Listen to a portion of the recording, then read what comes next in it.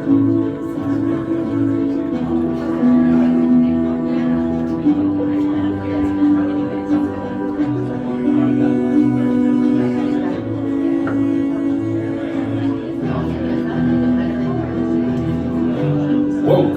world-renowned Carter the Great Theater.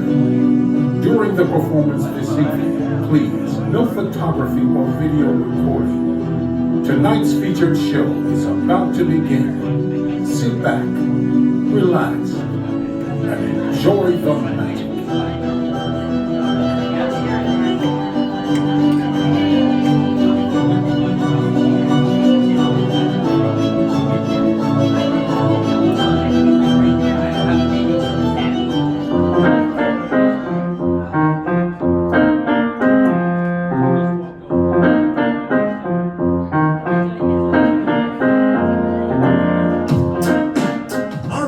Performer has entertained audiences on 6 continents, from the Hollywood Magic Castle to the London Palladium, with thousands of theaters, cruises, colleges, corporate and private events in between. Please welcome back to the House of Cards, your Chief Impossibility Officer, Joe M. Turner. All right, good night. How are y'all? What a fine evening, and so glad to have all of you here on Wednesday. Is it Wednesday already? Yeah. The week is flying by, but I love the Wednesday night audiences. I'll tell you, it's not like the people who are just, they're just hanging around waiting for Saturday and Sunday to come in and just drink themselves into a stupor. The people who come on Wednesday, they're the connoisseurs. They're the ones who are here because they've planned right in the midweek. My name is Joe Turner.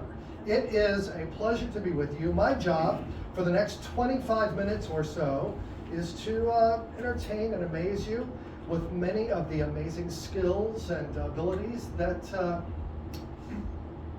kept me from dating in high school. It's going to be really fun for y'all and kind of a tragic flashback for me, but we'll see how it goes. There'll be therapists waiting outside. When I was a kid, I wanted to learn how to do magic. I really did. So the books all said you should start by taking some coin out of your dad's change, your mom's purse, and just put it in the back of your hand, see if you can open and close your hand without dropping the coin, right? This was just develop a sense of the musculature of your hand, a sense of balance, maybe some spatial awareness of how these things work. And then the book said put it on the first finger, try to isolate the muscles in the second finger, and pull it vertical, and then let it flop over to the next finger. So flip it up vertical, flop to the next finger. And it said to do this every day for like 5 or 10 minutes. And then over time it would get smoother and faster and faster and smoother. And the book said that if you did this long enough, people would clap.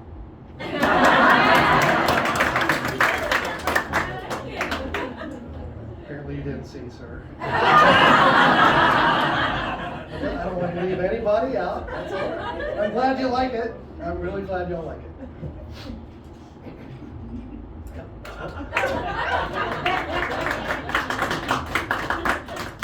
24 minutes to go. No, my friends were like you. They were like, admittedly, it's impressive that you've committed an unnatural amount of time into learning something so completely useless. But it's not really magic, is it? Magic is when something disappears from one place and reappears somewhere else. That's the more traditional, when you put it in one part of your body and it comes out somewhere else, politely. That's magic. And my friends weren't buying that at all either. They were like, well, Joe, clearly you are hiding the coin somehow. You're concealing it between your fingers or behind your hand some way, or maybe up your sleeve. If only you had a barrier of some kind, a barrier made of steel or titanium or silk, so that when the coin went into your hand, we would know it couldn't possibly be going through, it couldn't be going up your sleeve. Then and only then, if the coin disappeared, might we believe it was magic. That's thank you very much. A good trick for a 6-year-old. Very good. So yeah, not much action in high school. But by the time I got to college, and I can make. Oh, thank you. Get invited to parties that way. And also, it looks like I found the level of the room. So you guys should come on Saturday, apparently. That's okay. That's okay. I'm seeing my friend Miles in the back, our tech crew, working studiously to correct something. But you just give me a wave if I need to do anything, okay? Thank you. Very good. All right, so I guess you heard my title as I come in, the Chief Impossibility Officer. That's because most of the venues where I present and perform are corporate meetings. I know it's very, very bland and dry maybe for a venue like this, but for that crowd, I'm like a rock concert. So my 40,000-foot overview for my agenda for tonight's meeting, we're going to have 3 little categories of magical experiences. I'm going to try to deliver to you a survey of the magical landscape. No PowerPoint involved, it's just live interactive theater. I know she's like, thank God. If he pulls out a spreadsheet, I'm leaving. No, that's very good. So let me start by trying to demonstrate some sleight of hand conjuring, what we call the traditional visual magical experiences. And in order to do this, I'd like to maybe pick on the gentleman in the room first. Are any of you guys wearing a wedding ring? Or a signet ring, or a class ring, or fraternity ring, or something like that I could borrow just for a moment. I would use mine, but actually Monday was my 29th wedding anniversary. My wife was not here. That's how we made it. No, sure. Love her. So how about, are there any gentlemen over here who are wearing a ring that I could borrow temporarily? Yes, you. Thank you, sir. What's your name? Shane, I'm Joe. It's nice to meet you. And is this a wedding band? That's good. I'm just going to put it on my finger, but I'm not implying anything. Just for safekeeping. Hi, man. And are there any gentlemen back here who maybe have a ring that I can borrow? What's your name, sir? Jose. Jose. My name is Joe.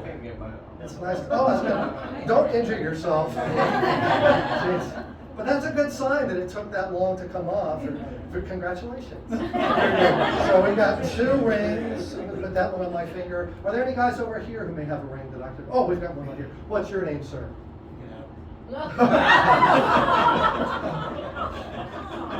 Yeah, I think it would be best for all of us if we just pretend that was never. I didn't hear a thing. What's your name? Nick. Very good, Nick. Nick. All right, so we've got 3 different rings, 3 different kinds of metal. We're going to use these 3 rings to create an amazing magical moment. For most of us, this is going to be a moment, a magical metaphor for the deep importance of person-to-person human communication. Let's get you right there. For 3 of us, it's going to be a magical moment when we realized we might be going home with 2 other guys.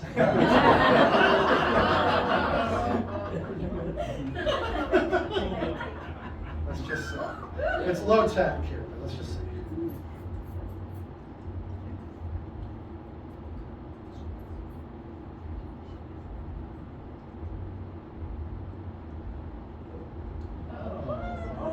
Shane, do you see your finger ring linked? What's your name? Misty, you see it on there? Are you Misty with an I or a Y? That's nice. Why? Because we like you. That's right. And, so that's Misty, and then my next person was Jose. Jose, yours was a silverish band, correct? You see it? You see it? Oh, yes. Very good. And then last but not least, Nick. Don't say anything. Just very good. Very good. Just nod. Just nod approvingly. So that's good. So a round of applause for our 3 gentlemen who.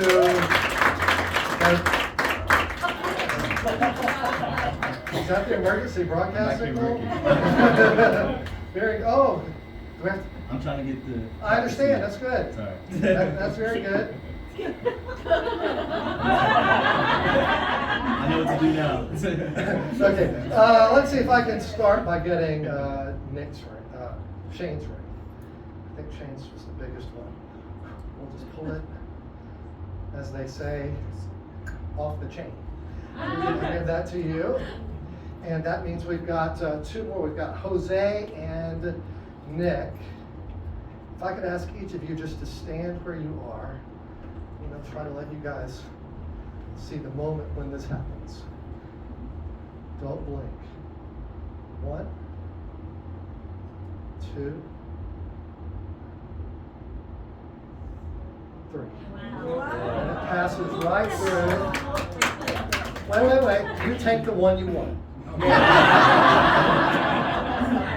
Nick, this is for you. You make sure it's the same one we started with. Yes? That's the wrong one.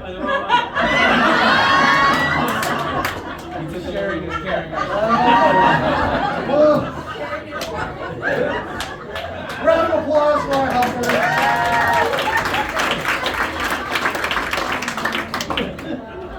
That's the most interesting finish we've had.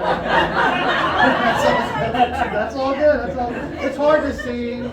It's hard to see, and you're under pressure. I get it. So that is what we call conjuring, the traditional kinds of visual magic with cards, like you've seen Shadow and Mark and Joe outside doing some close-up magic, or things with coins and bottles and stuff like that. Visual illusions.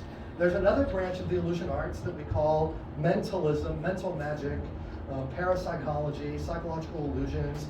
Basically, it boils down to mind reading, the idea of ESP and so forth. Now, I don't really believe in mind reading for real. As I said, I've been married 29 years. Can't be done. I've tried it. She can't do me either, so that's right. But I do believe in strong theater. And mentalism is a very strong theatrical premise, right? This is the last bastion of privacy. They know what you're reading on the internet. They know what's on your email. They know, where you're going.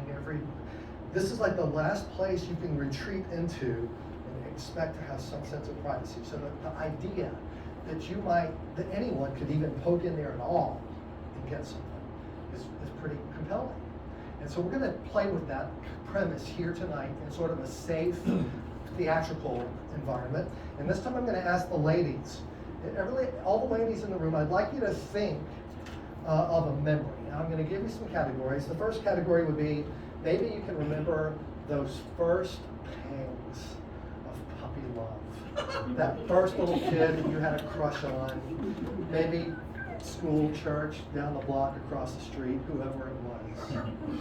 Maybe you can remember that person's first name. That would be great, right? Puppy love. Second category, if that is not appropriate. Maybe it's too painful. Or maybe it's awkward because of the person sitting next to you.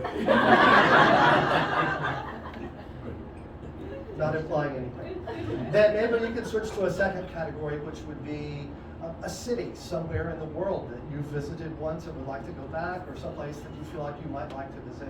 And just for the purposes of tonight, let's not do Paris. Right? It's kind of in the news, and it's a little too much. It's a little too obvious right now. But it's wonderful and all of that. Let's maybe not do Paris. Because if we have 3 ladies and they all say Paris, who cares? It's not a good trend. So puppy love, or a city somewhere in the world, or if neither of those floats your boat, then maybe you could think of a gift that you received that meant something special to you, either as a child or for a special occasion later in your life. Either Christmas, birthday, graduation, wedding, something like that. So I'm going to ask some people to participate by jotting down their memory. Would you jot down your memory on there? Don't tell me which category you've chosen, but just jot down your memory on there. And you made eye contact. Thank you so much for that. I'll let you do it. What's your name? Aaron. Aaron, very good. And I forgot to ask you up front, what's your name? Jennifer and Aaron. And is there anyone over here who has a burning desire? Now, there's a difference between the people volunteering themselves and people who volunteer people other than themselves. You have a burning desire. All right. Well, what's your name? Wendy, I'm going to pass this down to you. Somebody's got to hold your drink for a second, okay? Because you're going to need to write down on there. Please print either the name of the puppy love, or the name of the city, or the item that you're remembering. So it's a person, a place, or a thing. I don't know which it is. Don't tell me. You pick. Once you've done that, fold the card into quarters. So fold it in half one way, and fold that in half the other way, and you'll now have a card folded into quarters. Once you've done that, hold the card in the air so that I know that you're done. And so this should be pretty straightforward. We've got one back there, so I'm gonna, if you'll put the card in my pocket and hand me the pen. Just drop the card in the side pocket, all the way to the bottom, and I'll take the pen. Now, did it go in the actual pocket, or did it go in the ticket pocket?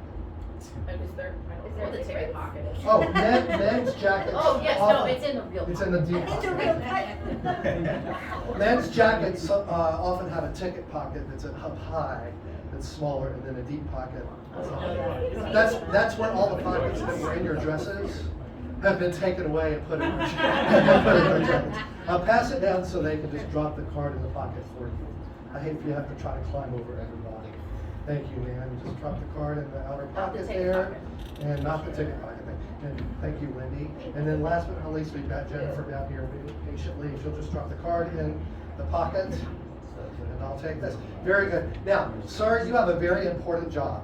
Please hold one finger high in the air. Your choice. Just hold up one. Choose. Thank you. Ring finger. If you want to make it complicated, and then put your hand all the way to the bottom of the pocket, all the way to the bottom, and stir the cards. Now take your hand out. That's good. That's enough, sir. That's good. And the reason I ask you to do that is not just comic relief. It's because people are like, well, he saw maybe she put hers to the front, she put hers farther back, and he might know whose is whose by the position in the pocket, but now you've mixed them up, so I can't tell. What I propose to do is this. I'm going to take out one of the things, I'm going to read it out loud and ask all three ladies if this is their memory. I'm going to ask each of you to please say no. No matter how I phrase it, when I ask it, you're going to say no. That means two of you will be telling the truth. One of you will be telling a lie. I will attempt to identify who is telling the lie. So no matter how I ask it, you're going to say no. Right?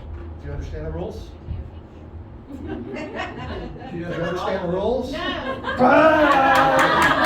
Perfect. So here is the first memory. I'm going to ask all three of you this one word, and you're all going to say no. Jennifer, did you choose Thomas? Aaron, did you choose Thomas? And Wendy, did you choose Thomas? Y'all are really good at this game. Wendy, did you choose Thomas? Yeah. Aaron, Thomas? Jennifer, Thomas? Could you verbalize it for me? Okay. Wendy, did you choose Thomas? No. Wendy, are you sure you didn't choose Thomas? No. You know how I can tell? You know how I can tell you're telling the truth? Because Aaron is the big liar in this phase. Aaron, now you can tell the truth. Did you choose Thomas? I did. You did. Give a round of applause to Aaron. Let's take the next one out. I'm not even going to look at it. I'm going to ask, well, you're sitting too close. I'm going to ask you to open it up. And some people are like, well, he knows from the way the card has a mark on it or the pen does something funny or whatever. So if he looks at it, he knows whose is whose, right? So now I'm not even going to look at it. We're going to let him look at it. Those of you who are mathematically inclined realize that my odds have just improved. Right? It's 50-50, but I still have to get it right. So even with that. So he's going to read it. I'm going to try to do this totally with my audio. So I'm going to try not to look at any of you. Sir, just the memory. What is the memory? The name? Yes. Randall. Randall. All right. So just fold that back up and hold it so I can't even see how it's written. I'm going to ask Wendy and Jennifer if they chose Randall, and they are both going to say no. Jennifer, Randall? Wendy, Randall. No. Okay, did you guys hear the difference in that? One was low, one was high, and I don't think it was just the vocal timbre. There was one person who was trying just a little too hard, and I am going to say that that was Wendy. Chose Randall, and now you have to tell the truth. Pass that on over to Wendy. A round of applause. It was Randall. You're right. Yes, thank you. Now, that leaves me with one remaining and one person. So I think, obviously I know this is Jennifer's. So could I ask you to help me with the finale of this? A round of applause for Jennifer. Please be careful, watch your step as you step up on the stage. First of all, I'm going to stand on your left. Please reach in my pocket and take your card back out and hold it in your clenched fist high in the air. So we know this is hers, but we're just never going to open it. Only she knows what she's written down on there, whether it was puppy love or a city anywhere in the world or a random gift that she received sometime in her life. I'd like you to visualize what it is that you've written down there. And this is very good. I can tell right off the bat this is not a person. I'm getting something that is in fact inorganic. And can I ask you if you remember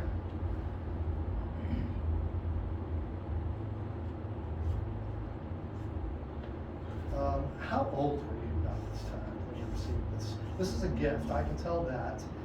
And do you remember how old you were when you received this gift?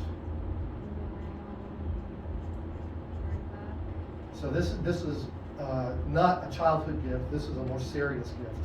So last night someone got a Nintendo Switch. This is not a Nintendo Switch, but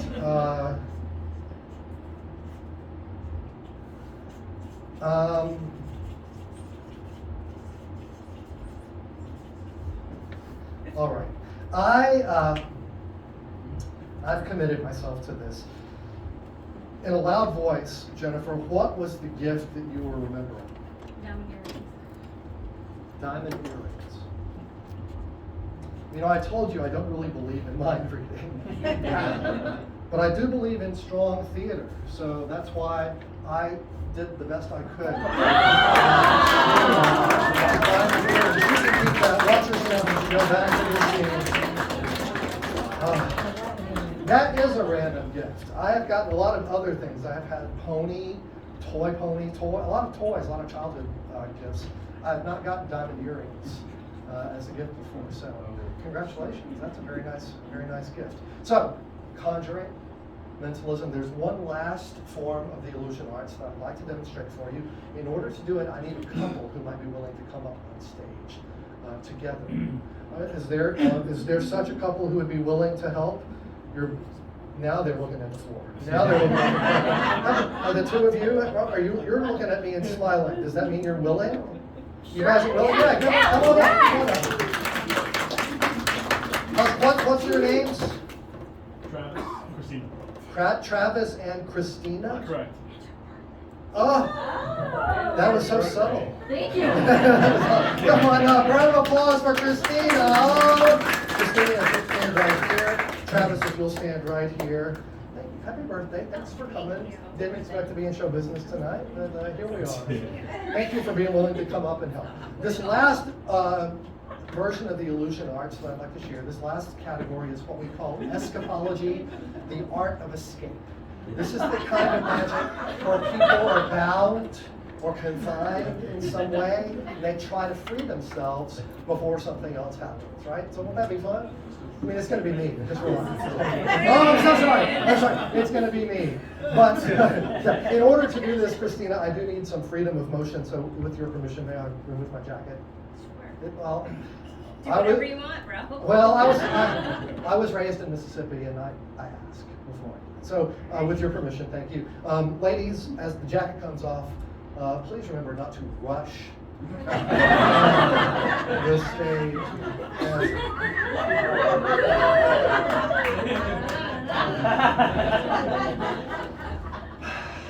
Teases. They're all teases. In a moment, I'm going to ask you to hold the jacket in a certain way. You'll put your left hand under this shoulder, and you'll put your right hand under this shoulder, and you'll make kind of a curtain. All right? Not right now, but in a moment, that's where we're headed. In order to do an escape, however, I have to have something from which to escape, and I've come prepared with an OSHA-compliant House of Cards magic escape kit here with a piece of rope, if you'll hold that end, And Christina, if you'll hold that in, pull on it, make sure it is solid rope, nothing sneaky, nothing hiding inside, it doesn't come apart. I've had people just throw out, oh, it's plastic, and there's like snaps or something, or Velcro, or in the event, there's a knot at the end just to keep it from unraveling. You can pull on it, and it's very, very solid and taut. In the event that I cannot free myself, Travis, I've also come prepared with some scissors that you can use to cut me loose should the need arise. If any of you are really sensitive to bright light or highly reflective surfaces, now's your chance to get your protective eyewear out, because these sleeves are coming up. What's on the other side of this arm is horrifying. It's this is shirt, this is Joe. It's hard to see where it flips over, but I like to point it out. It's interesting, you can't spray that on. You have to grow it yourself. Now I just roll the sleeves up so you can see there's nothing hiding inside to help me loosen or escape or cut or slice through anything. If you'll hold the ends again, I'm going to put my wrist in there. I want you to pull the rope slowly until it's touching my skin. And now use both hands and pull it very, very tight. I'm not kidding. I'll stop you if it's going to get dangerous or anything, but put some steady pressure on it. You can probably cinch it a little more. Do you feel it go a little more? Like another 16th maybe of an inch? That's good. Now, pause right there. Keep the pressure on. If I flex, you can feel the pulsing of the tendons and so forth. That's good. That means we're almost to the bone. No, and my hand is starting to change color. That's part of the show. It's part of the show. It's a lighting effect. Now, if you let go, just drop the ends. You can see the tautness of that rope has wrenched my skin into the knot. And because it's cotton rope, it kind of cinches down. And that's exactly what I asked them to do. I have a room full of witnesses. You've got just relax. In fact, Christina, you're going to take the other ends, and Travis, help her put a knot around my other wrist. One of you pull it as tight as you can get it. I'm not kidding. Make sure there's no slack hidden inside it. Pull it tight, and make that knot first. And somebody pull it tighter. Pull it tighter. And now put your finger on that, Christina, so it doesn't loosen. And now put another knot on top of that. So now we know it's not going anywhere. You couldn't put your finger between that rope and my skin, could you, Christina? No, just the nail. Just the nail. Very good. So I'm going to ask you now to grab the jacket, hold it the way that I showed you. I'm going to let the folks in the audience check out the work that it is. Isn't that nice? Put another knot on there if there's room. They tie it. If you've got a couple little tails there, put another knot on there. Oh, that was done with authority. Good for you, sir. Not all the way down the sleeve.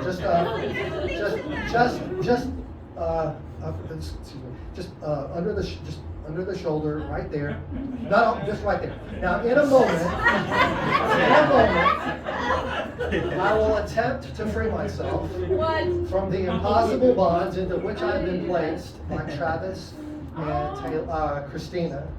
And this I will attempt to do in 30 seconds or less as measured. Can you stay put? You scoot to your right just a little bit. And just keep this over here. Now, do you have a watch on? Then I'm just going to ask you to hold, are you wearing a watch? I want you to hold your left hand up in the air and just start snapping your finger, okay? So he's going to count seconds like that. I was tied behind my back, but just for illustrative purposes, I'm now tied in front of my body. Can you see that it's still tied very tightly? Feel the rope. It's tied on both wrists. Now you're going to keep counting, and you're going to go on your mark, get set, go. And then I have 30 seconds to free myself, okay? So every 5 seconds, you'll count 5, 10, 15, and so forth. So whenever you're ready to count me off. All right. Mark, get set, go. There was literally zero rhythm in the way that you said that. Was amazing. It's like, on your mark, get set, go. That's okay. How many, was that 10? Oh, 12, 13, I got distracted. 4. Why don't we just stop at 15 and give them both a big round of applause. Thank you.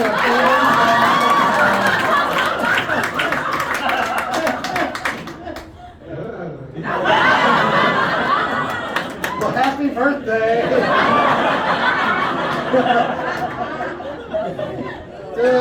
You better grab grab that emergency kit quickly. I'm not sure what good the scissors will be against the cold, hard steel that we find ourselves in. But if you'll aim your wrist down toward the floor, hand me those scissors, and you'll see that if, attached to the scissors is a ribbon, and attached to the ribbon is a key, which, you know, is a handy thing to have at a time like this. You know why? Because I'm Presbyterian. And this is 5 shades of gray past my record. So push down and give them both a big round of applause. Thank you for helping. Very good. All right, so we'll set this stuff down. And if you guys want to check my wrists out after the show, you can see the actual imprints of the rope in my skin. They did it exactly the way I asked. So we have it all on everyone's word that they didn't do anything they were supposed to do. I had some people get worried about it one time, and so I always just try to make sure you know it's fine. All right, so we covered a lot in our time together: sleight of hand conjuring, mind reading, mentalism, and even an escape. I hope you enjoyed your visit to the Card of the Great showroom here at House of Cards in Nashville, one of America's premier magic theaters. If you did, go on Google Maps or Yelp or something and write a review for them and for me if you enjoyed it. My name is Joe M. Turner. If you did not enjoy it, you know, nobody likes a whiner. So just mum's the word. Please tell your friends, and we'll see you back next time. Good night.